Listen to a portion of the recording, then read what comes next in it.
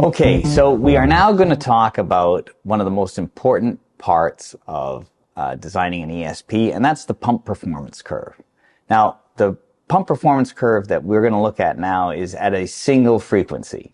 ESPs can be operated at multiple frequencies, and there are performance curves for those, but for our explanation, we will be doing it at a single frequency.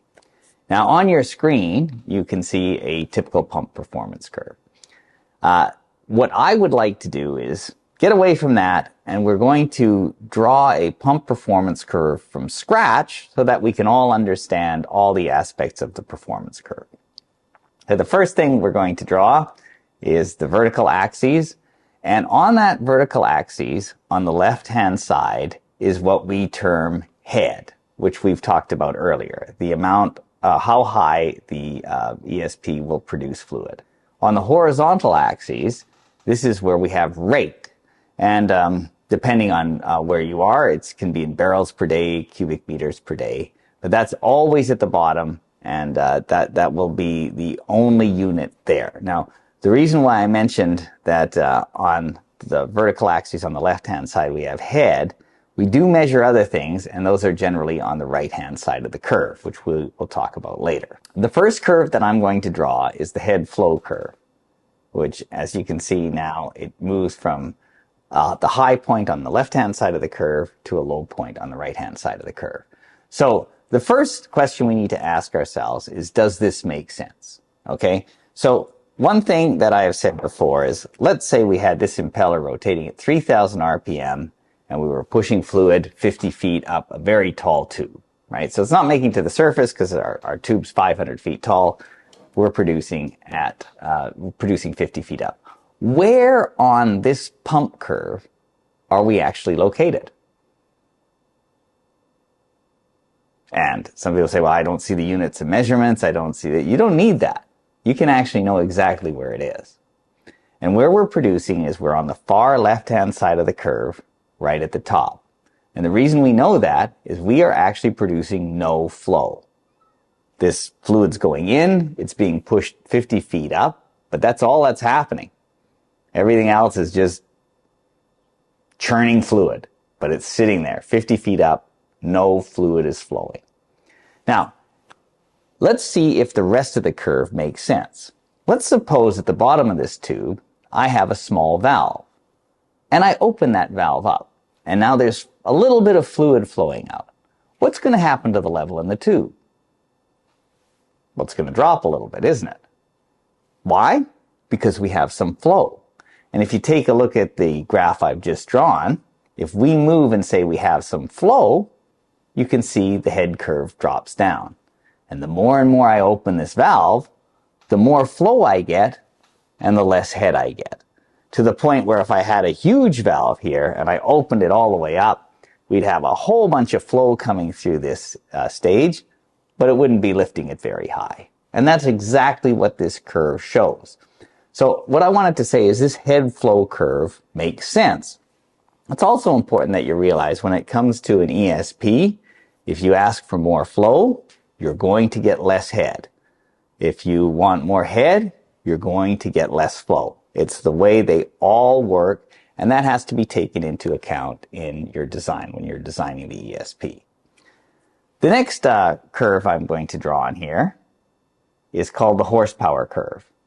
It kind of goes in the opposite direction. It starts lower on the left-hand side and goes higher as it goes to the right-hand side. Now, one thing I do want to say here is, as with the head curve and with the horsepower curve, I'm drawing how they generally look. There are different impellers and diffusers that might have something that looks slightly different, but generally they're all working in this fashion. Now, I'm going to give you a scenario. Let's say I have a well where I have a gauge on the motor, and the motor is running slightly hot. It's a little bit overloaded. And what I want to do is I want to reduce the load on the motor. Now here's the question. To reduce the load, do I choke the well back and add pressure to the wellhead, or do I open the choke up and increase the flow rate? Now, most would say, well, you're definitely going to open the choke, reduce the pressure, and allow the motor to work at a lower horsepower. But if you take a look at the horsepower curve, you can see that as the flow increases, the horsepower increases.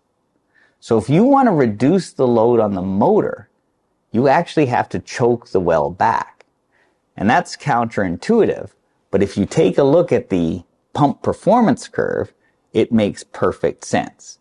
And what you need to realize is that it costs horsepower to produce head, it costs horsepower to produce flow, but it costs slightly more horsepower to produce flow than head. So if you want to reduce load, you reduce the flow.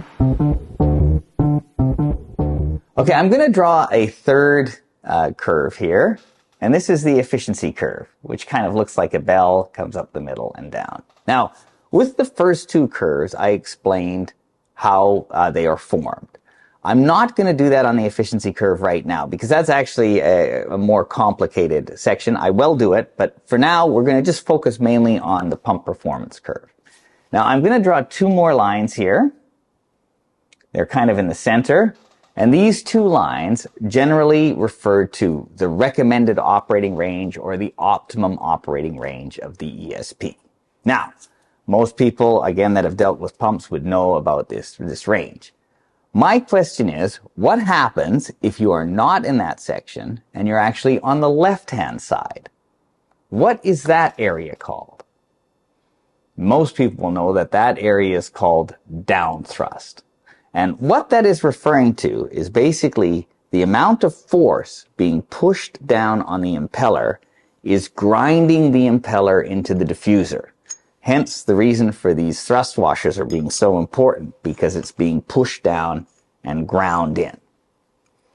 If we are over, not in the recommended operating range, but on the right-hand side of the recommended operating range, that is known as, well, you only get one guess, upthrust, which is the opposite of what was on the other side. And this is where the amount of force being pushed below the impeller is such that it's being forced into the bottom of the diffuser above it.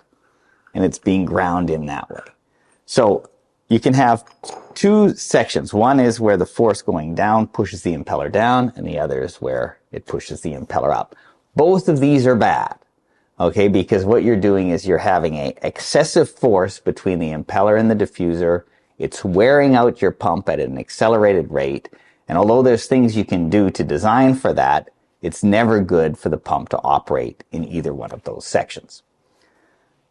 What happens, though, in the recommended operating range? Is that magic land?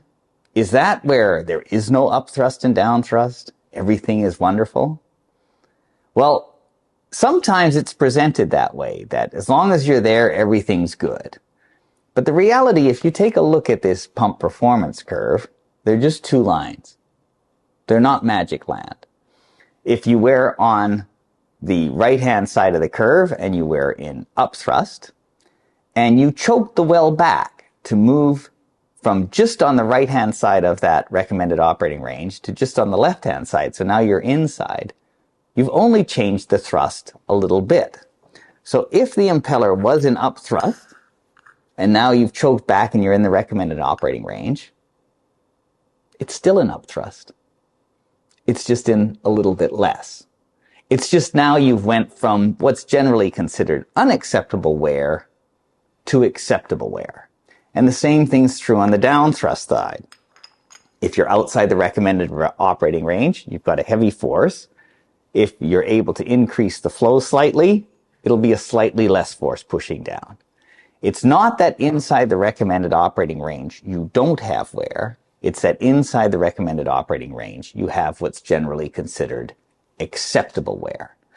Okay, so it's not magic land. You're still wearing out your pump, but at an acceptable rate. Is there a point on the pump performance curve where there actually is no wear, where the forces in the up and the down direction on the impeller are the same? Yes, there is. And when you look at the pump performance curve, and particularly the efficiency curve, the general understanding is that it is at the peak efficiency. Now, there is some argument there. It could be slightly to the right-hand side of where the peak efficiency is, but right at the top where the efficiency is highest, that's where you're going to have the least amount of wear on the impeller.